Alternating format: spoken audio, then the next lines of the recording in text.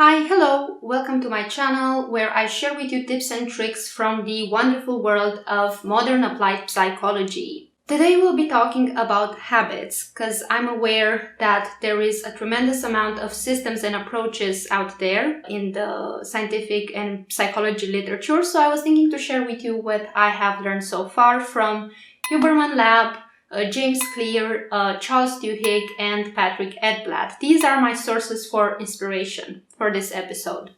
So first, why are habits important? Why do habits matter?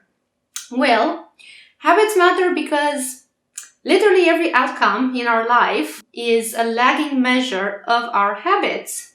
On a personal level, I think that habits can bring a sense of agency and direction in your life, particularly in a time of change and stress. Now, let's look at the definition. What is habit formation? Well, habit formation is the process by which a behavior becomes more automatic through repetition.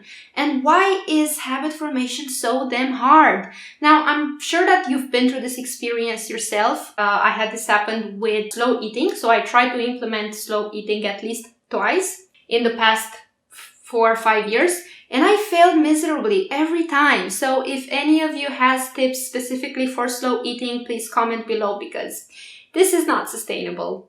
Anyway, why is this difficult? I have 3 potential causes that you can look at. Number 1 is limbic friction. What is limbic friction? Well, it's a term coined by Andrew Huberman, which refers to the amount of effort that you need to put in order to shift yourself into a state of doing. In order for you to initiate, to carry out the desired habit. It's about how much conscious override it takes for you in order to shift into a doing state. And I think that for people who have a dysregulated nervous system, this bit is gonna be extra challenging because they're gonna have to shift from, let's say, a slow, even freeze state to a more sympathetic driven state.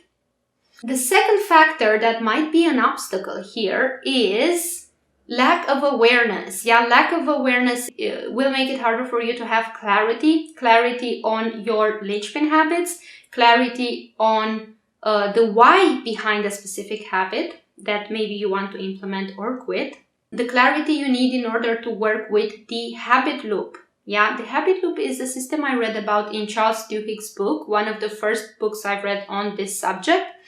And he has this little nice scheme there where it says cue, routine, reward. And the idea here is that you need to be able to identify what's your cue for carrying out a specific behavior and what's the reward you get. For example, let's say that you're someone who every day at during lunch break, hears the alarm clock, goes to smoke a cigarette with colleagues on the balcony.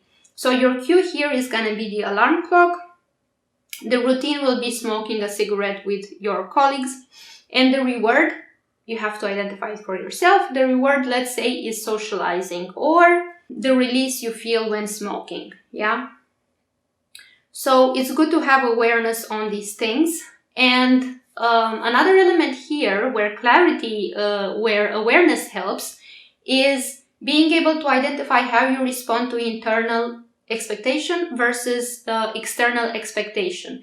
And here I refer to the habit tendency framework from Gretchen Rubin. You can do this quiz on her website. I will leave the link below in the description box. So the theory here is that depending on how you respond to internal versus external expectation, you might be a questioner, rebel, upholder, and so for example, if you're an obliger, then you're someone who responds better to external expectation. Therefore, it could be very helpful for you to work with a coach or with an accountability body when you're implementing a habit. Third obstacle, environment. Environment is hugely important. I feel that we're not talking enough about how much environment matters. So imagine that I'm trying to lose weight or to move more during the day. And in scenario 1, I live in a building with an elevator, with uncomfortable hard floors, with desks, with many chairs. Yeah, this is where I live. With no mats, no gym equipment, nothing. In the second scenario, same person, same desired outcome, but I live in a building without an elevator, with comfy, soft rugs on the floor, with 5 yoga mats, 1 standing desk, and only 1 chair in the house that I use just alternatively throughout the day. In which of these scenarios do I have a bigger likelihood of succeeding? So, suggestion 1, step 1, is identify your linchpin habits. Identify which of your habits are already effortless. You do them relatively easily. For example, in my case, that would be morning meditation.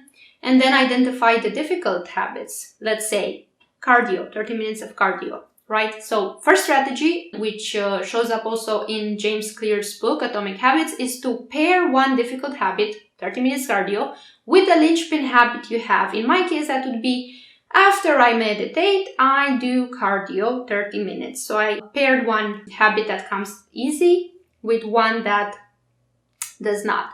And it's important to identify these habits so you can build on them. Also, identify how strong a habit is. You can evaluate the strength of a habit by testing it in different contexts, and seeing if it's context dependent. For example, I might do cardio 5 times a week as I want, but the moment I travel, the moment I go visit someone, the moment I go on vacation, I stop doing it completely. So it's not such a strong habit. Step number 2 is called procedural memory mental exercise, and here we're going to visualize. And apparently, after looking at the research, it seems like this exercise greatly reduces the amount of limbic friction. I heard about this in the Huberman podcast. For this exercise, what you want to do is work with your mind's eye and imagine yourself performing the task, the desired task, from point A to point B in detail. So you imagine how you carry out the activity. And apparently this reduces the amount of effort, the internal negotiation that you sometimes go through before carrying out a particular habit. If I remember correctly, Michael Phelps is someone who uses this type of mental rehearsal for his whole performance when before a competition. Step 3 is take a calendar. You can use the template I prepared for you below in the description box. Print it, put it on a wall or on your fridge, and experiment with 3 habits for the next 60 days. If you're looking at the science, there's no good one stable, concludent number for the number of days it takes to establish a habit. For some people, it takes 18. For some people, it takes 250, if I remember correctly. So it depends on each person. In my case, I need about 90 days, I would say, in order to establish a habit. But 60 days, it's a good beginning. So I want you to play with 3 habits for 60 days. Do not add more than 3 because it can become overwhelming, and test them. Test them in different contexts to see if they're strong. And if you're asking yourself, does it matter? Does it have to be at the same time every day? It doesn't have to be at the same time every day, but you need to take into consideration the state of your body. For example, if you're trying to implement a cardio habit, you have better chances of success if you do so in the first 8 hours since waking up. In the first part of the day, you'll have better chances than if you say, I'll do it at night. Well, make sure to download the template in the description box below. This is the system I've used in the past 5-6 years, and it works really well because you have a visual representation of what is that you're doing. And if you appreciate this type of educational content, then subscribe to the channel. Thank you.